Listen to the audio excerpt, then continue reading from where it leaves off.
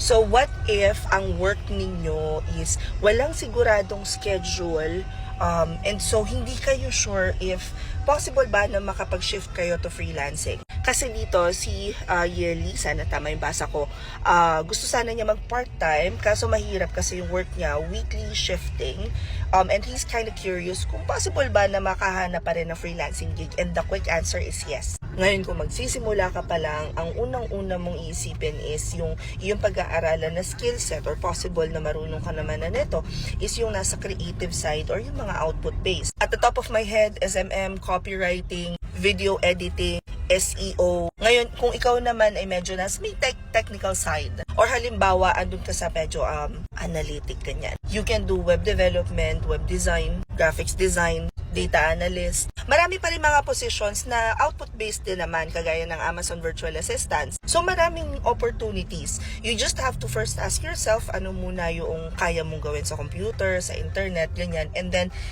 naalala ko yung sabi ni Edina, ang term niya dito ay skill mapping. Pagkatapos kapag alam mo na kung ano yung service na i-offer mo, medyo tricky din yung paghahanap mo ng work, because this time, meron ka pang additional na parang filter, kumbaga, because ayaw mo nang ikaw ay may specific na work hours. So again, for those who are looking into getting parang part-time side hustle, yung mga project-based work, your first step